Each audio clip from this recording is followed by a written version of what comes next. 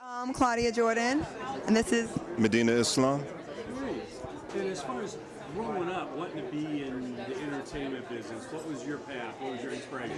I really never thought I'd be in this. I wanted to be a scientist and cure cancer. I used to catch snapping turtles and bring them home, and my mother would cuss me out, like, get that crap out of my bathtub. And then one day in the mall, my mother there was like a made me do it, and that led to pageants. And then I got into it, and I was like, wow, it's like so much different than what I thought. So here we are. So you got the bug and kind of wanted to expand it from... Yeah, then you're like, okay, now that I'm in, but you know, you had a different path. Yeah, what was your path? Mine was really different. I was a recording artist before, and then I got into TV and film, so it was kind of by chance. But I just took the opportunity I had. Tyler Perry gave me an opportunity, and I ran with it. Well, he's not bragging, but his very first thing he auditioned for, he booked a TV show. Like, that's unheard of. Yeah. Wow. Yes, how did you get involved in music? Was it in the family, or how? No, How did you get into music? I'm from Newark, New Jersey, and that's just what we did. It's kind of like I grew up listening to hip-hop, and that was just one of the things that we did. And I became a ghostwriter, and I was writing for a lot of popular artists, a lot of platinum artists, and that led me to actually getting deeper and working with different producers and Timberland, Dr. Dre, and different people. Yeah. So it kind of prepared me. What was the most exciting feeling of the heyday of hip-hop in New York and New Jersey and all the... I mean, that's easy. That's easy. I mean, it was real, you know. So, like, your experiences, what you talked about and what you wrote about, and then that's what people heard. Nowadays, it's kind of like it's a little different. It's more or less entertainment first, real second. Before, it was real first, and that happened to be entertaining because it was authentic. So that's what I appreciate most about hip-hop.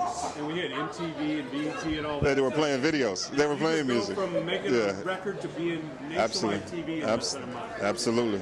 Absolutely. And then we lost Spike Dog today from... Yeah, that's a good friend of mine. Yeah, it's a dear loss. Rest in peace. What he was like as a person. He's a beautiful person, man, and what he contributed to hip-hop was so... I mean, I grew up on him, and so he's one of the guys that you look to as far as lyrical.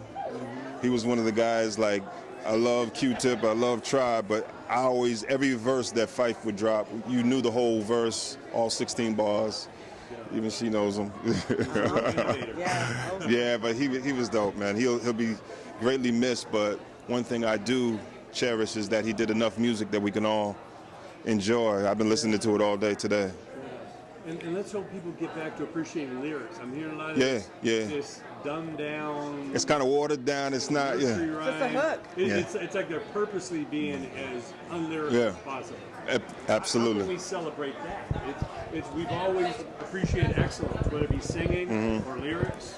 Well, it's the experience too. You got to have the experience. It's like growing up when you don't have much, and you got to make a way. There's a lot of stuff to talk about because you go through a lot trying to get it. You know, these days, people don't really have the same experience of not having. So there's no struggle in the music. There's no kind of angst. And so that's what's missing, I believe. You know, technology's changed. You know, society's changed a little bit. So if we can get back to more people talking more honestly, and more about their real life experience and not something that people want to hear and a catchy hook. Because it's cool, but people that sell the most are the people that are authentically themselves. Jay-Z is one of my favorite. And when you hear people like that, you can always tell there's truth in what they say because you tell they really lived it. Yeah, we're celebrating the Tupac movie coming Absolutely. out, the NWA movie, Absolutely. And Biggie and all that's out there. We've got to keep raising the bar. Yeah. You know, hopefully the future.